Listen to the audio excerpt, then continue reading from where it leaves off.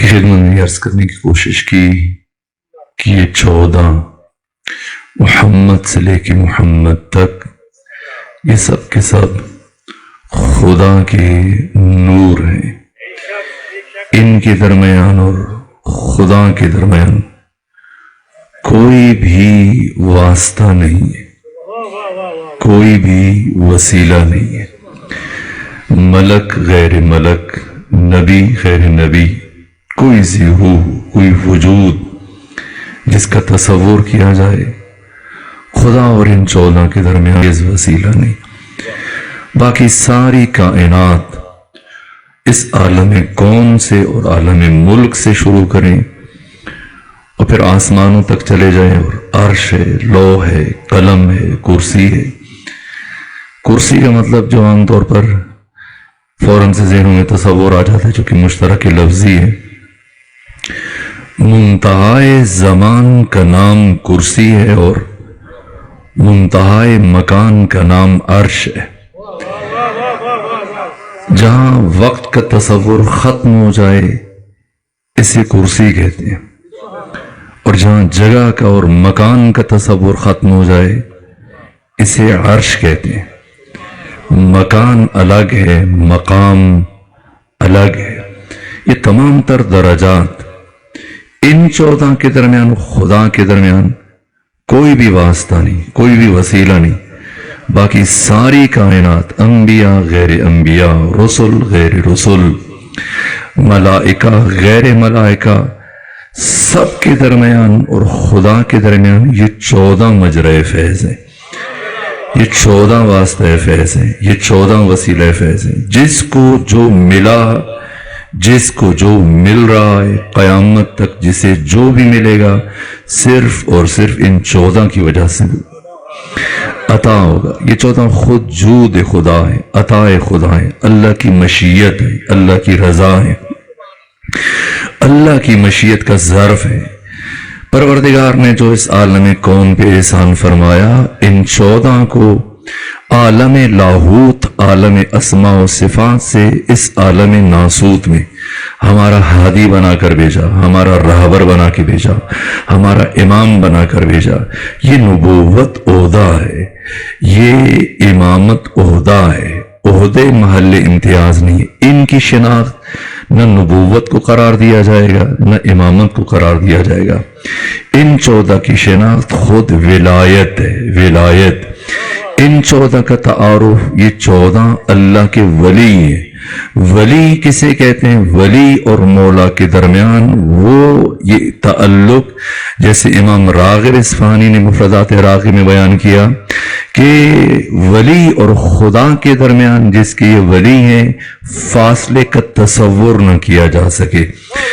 جہاں خدا اور ان 14 کے درمیان فاصلے کا تصور نہیں ہے. یہ 14 جنہوں نے سب سے پہلے خدا کی حمد کی، خدا کی تسبیح کی، خدا کی بندگی کی، خدا کی عبادت کی، خدا کے راز و نیاز میں مشغول رہے، اور پھر حق تعالی نے جو پہلے 1,24,000 انبیاء کو اس عالم ناسوت میں بھیجا ہے بیت المعمور سے. کوئی نبی بیت المعمور سے آگے نہیں جا سکتا، کوئی ملک اور فرشتہ، اس کی آخری حد، اس کی رسائی بیت المعمور ہے. یہ ہمارے معتقدات ہیں، یہ ہمارے افکار ہیں، یہ ہمارے اعتقادات ہیں، یہ ہمارے نظریات ہیں، سمجھنا ہے. یہ 14 کون ہے؟ کسی بھی ظہور کا، کسی بھی انسان کا، کسی بھی تخلیق خدا کا ان 14 کے ساتھ سرے سے تقابل ممکن نہیں ہے. یہاں تک کہ خود پروردگار نے پیغمبر خاتم کو آپ کو بھیجا آخر میں، لیکن آقا ختمی مرتبت 1,24,000 انبیاء کے مرشد ہیں، ان کے معلم ہیں، ان کے استاد ہیں. حتیٰ اپنے جد جناب ابراہیم خلیل آدم سے شروع کریں، ان سب کے لیے مولا ہیں. اور قرآن مجید نے جو انبیاء کو نبوت عطا کی، رسالت عطا کی ہے، پیغمبر گرامی اسلام کی نبوت اور رسالت و ولایت پر ایمان لانے کے نتیجے میں عطا کی ہے. ختمی مرتبت کو پروردگار نے آخر میں کیوں رکھا؟ اس کی حکمت اب یہ بجائے خود اگر کبھی ماہ ربیع الاول میں آنے کی توفیق حاصل ہوئی تو عرض کیا جائے گا یہ ختمی مرتبت. اور جب آپ کی کل حیات طیبہ 63 سال ہے، جن میں سے 40 سال قبل از بعثت ہیں، اور پھر 40 سال کی العمر میں آپ کی بعثت کا آغاز ہوا. اس عالم ناسوت میں باقاعدہ طور پر سرکاری طور پر آپ کی نبوت کا آغاز ہوا.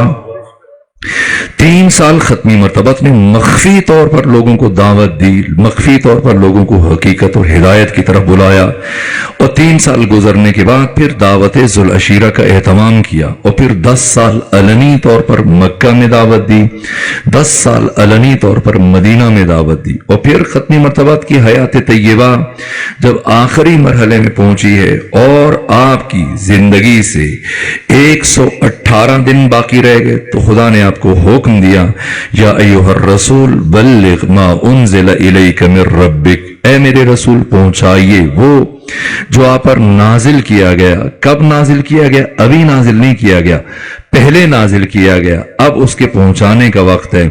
پہنچائیے اور سنیں. وَإِن لَّمْ تَفْعَلْ فَمَا بَلَّغْتَ رِسَالَتَهُ، اگر آپ نے یہ ایک کام نہ کیا، آپ نے اپنی رسالت کا کوئی بھی کام انجام نہیں دیا. اور سنیں، آپ یہ اعلان کریں، اور کسی قسم کے خطرے سے اگر آپ کو بھی دقت اور مشکل پیش ہو تو خدا ضمانت جاری کرتا ہے کہ واللہ یعصمک من الناس، اللہ آپ کو لوگوں کے شر سے بچائے گا. تو آپ اعلان کریں اور کسی کے شر سے نہ ڈریں، لیکن یہ ذہن میں رکھیں، ان اللہ لا یہدی القوم الکافرین، اللہ کبھی بھی کافروں کی ہدایت نہیں کرتا. یہ کافر کون ہے؟ خدا کی توحید کے مقابلے میں نہیں ہے، یہ پیغمبر گرامی اسلام کی رسالت کے مقابلے میں نہیں ہے. یہاں علی کے بیٹوں کی ولایت کی بات کی جا رہی ہے، ان کے اعلان کی بات کی جا رہی ہے. یعنی آپ علی اور علی کے بیٹوں کی ولایت کا اعلان کریں اور نہ ڈریں، نہ گھبرائیں. اگر شر اٹھا تو ہم بچائیں گے، لیکن آپ کی یہ نصیحت اور آپ کا یہ پیغام کبھی بھی کافر قبول نہیں کریں گے. صرف توحید کا منکر کافر نہیں ہے، صرف نبوت اور رسالت کا منکر کافر نہیں ہے. علی اور علی کے بیٹوں کی ولایت کا دشمن بھی، ان کا مخالف بھی، ان سے بغض و عناد رکھنے والا، یہ قرآن مجید کی نگاہ میں کافر ہے. یہاں تک کہ سورہ معارج میں پروردگار نے وہ بھی غدیر سے متعلق ہے، سأل سائل بعذاب واقع، کسی نے آ کے عذاب کی خواہش کی ہے تو اب کوئی نرمی نہیں ہے. للکافرین لیس لہ دافع، اب ایسا نہیں کہ پروردگار اب تو صحابی ہے، لیکن نہ، پہلے صحابی تھا، لیکن جیسی علی سے بغض کا اظہار کیا، قرآن نے فرمایا للکافرین لیس لہ دافع، کسی کافر کو کوئی بچانے والا نہیں ہے. اور کہاں سے عذاب آئے گا؟ من اللہ ذی المعارج، معراجوں والے خدا کی طرف سے یہ عذاب آئے گا. یہ سمجھنا ہے غدیر دین کا تتمہ ہے، غدیر دین کا تکملہ ہے، غدیر دین کی تکمیل ہے. غدیر کے بغیر دین ناقص ہے، غدیر کے بغیر اسلام ناقص ہے. غدیر روح دین ہے، غدیر دین کی اساس ہے، غدیر دین کی بنیاد ہے. اس لیے جیسے ہی اعلان ہوا، خدا نے فرمایا کہ الیوم یئس الذین کفروا من دینکم، آج کے دن کافر تمہارے دین سے مایوس ہوا. فلا تخشوہم واخشون، اب ان سے نہ ڈرنا، مجھ سے ڈرنا. الیوم اکملت لکم دینکم، آج کے دن میں نے تمہارے لیے تمہارے دین کو مکمل کیا. واتممت علیکم نعمتی، اور آج کے دن میں نے تمہارے لیے اپنی نعمتوں کو تمام کیا. ورضیت لکم الاسلام دینا، آج کے دن میں نے اسلام کو تمہارے لیے رضی اللہ قرار دے دیا. جا کے دیکھیں، اور جو عربی سے شغف رکھتے ہیں وہ جانتے ہیں کہ اس کا دقیق ترجمہ ہے اس آیت کا، اور آیت کس حصے کا، اور آیت کس ٹکڑے کا. اگر کوئی معنی کرنا چاہتا ہے وَرَضِيتُ لَكُمُ الْإِسْلَامَ دِينًا، اس کا کیا مطلب ہے؟ یعنی آج کے دن میں نے تمہارے لیے اسلام کو رضی اللہ قرار دے دیا. جب علی اور علی کے بیٹوں کی ولایت کے اعلان کے بغیر اسلام اور دین رضی اللہ قرار نہیں پا سکتا، تو کوئی ایسا ویسا کیسے رضی اللہ قرار پا سکتا ہے؟ یہاں پر دین مکمل ہوتا ہے. یہ 14 کون ہے؟ یہ دین کا ناگزیر تتمہ ہے، توحید خدا کا تتمہ ہے، تکملہ ہے. اگر ممکن ہوا تو میں اس مرحلے تک بھی کوشش کروں گا کہ ہم پہنچیں. اور پھر انہوں نے کس طرح سے ہدایت کی، یہاں تک کہ مولا متقیان کی ولایت کا اعلان کیا گیا، امامت کا اعلان کیا گیا، قیادت و سیادت اور رہبری کا اعلان کیا گیا. لیکن اس کے بعد ختمی مرتبت کی جیسی رحلت ہوئی، یعنی 70 دن پہلے اپنی وفات سے اپنے غدیر میں اعلان کیا، اور 70 دنوں میں کیا ہوا، یہ ایک تاریخ ہے جس کو بیان ہونا چاہیے. لیکن ادھر ختمی مرتبت کی رحلت ہوئی، ادھر ختمی مرتبت کا جنازہ پڑا ہے، پیر کی صبح میں وفات ہوئی، پیر کا سارا دن گزر گیا، رات گزر گئی، منگل کا دن گزر گیا، رات گزر گئی، بدھ کا دن گزر گیا، بدھ کی رات گزر گئی، اور بدھ اور جمعرات کی سحر میں پیغمبر اسلام کی تدفین ہو رہی ہے. یہ کیسے حالات ہیں؟ اور پھر جو کچھ ہوا ہے، غدیر سے لوگوں کی توجہات کو موڑ کر سقیفے کی طرف منتقل کر دیا گیا، اور یہاں سے کربلا کا آغاز ہوا ہے. اور پھر 33 سال کی عمر میں علی علیہ السلام کی امامت کا آغاز ہوا، اور پھر 30 سال آپ کا عہد امامت ہے، 25 سال حزب اختلاف میں رہ کر خون کے آنسو بہاتے رہے، 4.5 سال آپ کا عہد خلافت ہے، اور پھر آپ کی شہادت ہوئی. اور آپ کی شہادت کے بعد امام حسن مجتبی کی امامت کا آغاز ہوا. 7 مہینے 25 دن امام حسن مجتبی نے خلافت کی ذمہ داری کو ادا کیا، پھر صحابات کے مقام پر صلح ہوئی، اور باقی تقریباً 9 سال آپ نے حزب اختلاف میں رہ کر امامت کی ذمہ داری کو ادا کیا. اور اس کے بعد امام حسین علیہ السلام کی امامت کا آغاز ہوا ہے. 10.5 سال. ان 10.5 سالوں میں امام حسین علیہ السلام نے ایک دن کے لیے محنت کی ہے. تمام تر یعنی سقیفہ سے لے کر 61 ہجری کے آغاز تک تمام تر تاریکیوں اور ظلمتوں اور تمام تر دین کی تحریفات اور جتنے بھی سلسلے سرزد ہوئے ان سب کے مقابلے میں ایک دن حسین نے منتخب کیا، اور 10.5 سال برابر امام حسین نے اس ایک دن کے لیے محنت کی. اور تاریخ بشر میں، تاریخ آدم میں، تاریخ عالم میں، تاریخ خاتم میں، تاریخ انسانی میں اس سے بڑا کوئی پیغام نہ ہو سکتا ہے، نہ قیامت تک اس کا تصور کیا جا سکتا ہے.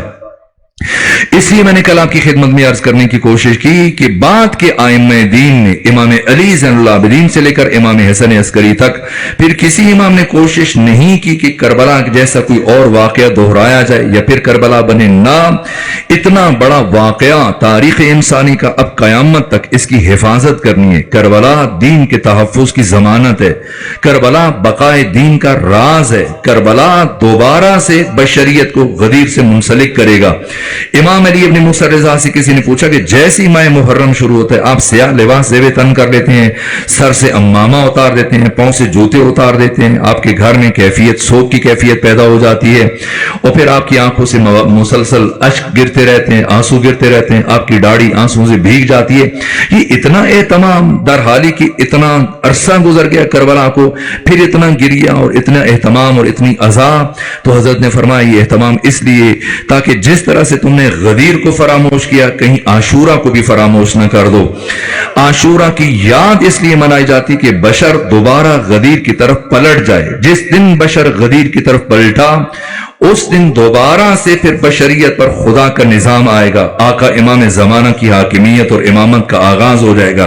یہ عزاداری اس میں خدا نے یہ قوت رکھی ہے، یہ عزاداری نہضت زینبی ہے، یہ عزاداری تحریک امام علی زین العابدین ہے.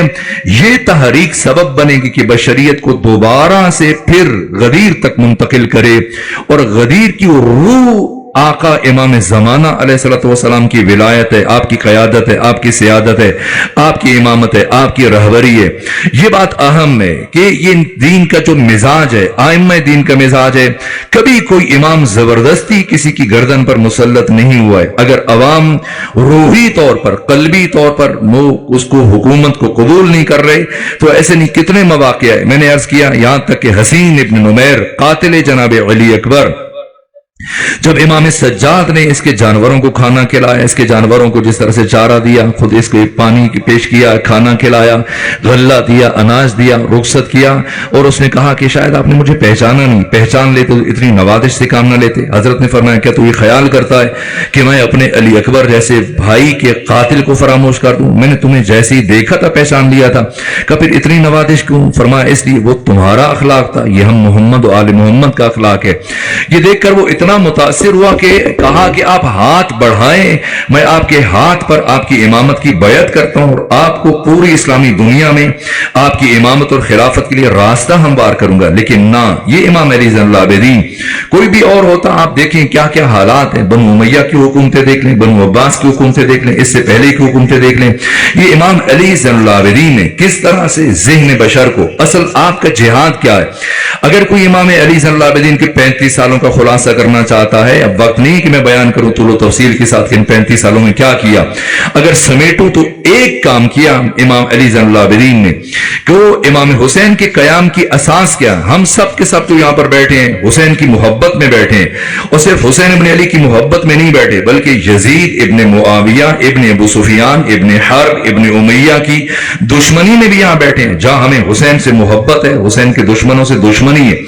اگر پوچھا جائے کہ ہم یزید سے کیوں دشمنی رکھتے ہیں, کس لیے دشمنی رکھتے ہیں, تو سب ہمارے بچے و بڑے یہی جواب دیں گے, اس لیے کہ وہ قاتل حسین ہے, دشمن حسین ہے, اس نے مخدرات عصمت و طہارت پر ظلم کیا, ان کے حجاب چھینے, یہ ہماری دشمنی کی وجہ ہے.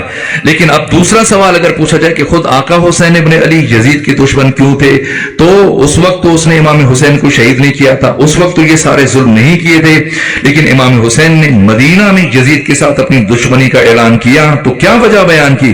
جب ولید بن عتبہ نے پوچھا, ابو سفیان کے پوتے نے پوچھا کہ کیا وجہ ہے, کیوں آپ بیعت نہیں کرنا چاہتے, تو آپ نے کیا جواب دیا, اِنَّ أَهْلُ بَيْتِ النُّبُوَّةِ وَمَعْدِنُ الرِّسَالَةِ وَمَحَلُّ الرَّحْمَةِ وَمُخْتَلَفُ الْمَلَائِكَةِ, اور پھر جو وجہ بیان کی وَيَزِيدُ رَجُلٌ فَاسِقٌ شَارِبُ الْخَمْرِ قَاتِلُ النَّفْسِ الْمُحْتَرَمَةِ مُعْلِنٌ بِالْفِسْقِ. یزید کے کردار کو جو امام حسین نے بیان کیا ہے وہ طول و تفصیل سے بیان کر سکتے تھے, ایک ایک چیز کو بیان کر سکتے تھے, سگباز ہے اور باقی اس کے جو کارنامے ہیں, جو کام ہے, لیکن نہ, امام حسین نے صرف 4 لفظ چنے یزید کے تعارف کے لیے, اور ایک لفظ ایسا ہے کہ اس لفظ سے بات شروع کی, اسی لفظ سے بات ختم کی, کہ مؤلن بالفسق پہ آ کے بات ختم کی, رجل فاسق سے بات شروع کی. یعنی یزید کی زندگی کا آغاز انجام فاسق ہے, یہ فسق ہے, یزید فاسق ہے, یہ دشمنی. امام حسین کی یزید سے دشمنی کا راز یہ ہے کہ یزید فاسق ہے. سوال فاسق کون ہے؟ کافر سے بدتر ہے, منافق سے بدتر ہے, مشرک سے بدتر. ہر طبقے کی دین میں, اسلام میں کچھ نہ کچھ حیثیت پائی جاتی ہے. آپ پڑھ لیجئے, علماء کرام بھی اس محفل میں تشریف لاتے ہیں, کسی کافر کی غیبت کرنا بھی آپ کے لیے جائز نہیں ہے. کافر کی بھی کچھ حقوق ہیں, لیکن اللہ نے فاسق کے لیے کوئی حق نہیں رکھا ہے. فاسق اس کی غیبت کرنا جائز ہے, اس کی کوئی حرمت نہیں ہے. فاسق کسے کہتے ہیں؟ ایسا نہیں کہ کسی پر غصہ آ جائے تو آپ کہیں فاسق ہے, نہیں. فاسق کی جو تعریف قرآن نے بیان کی, الذین یقطعون ما امر اللہ بہ ان یوصل.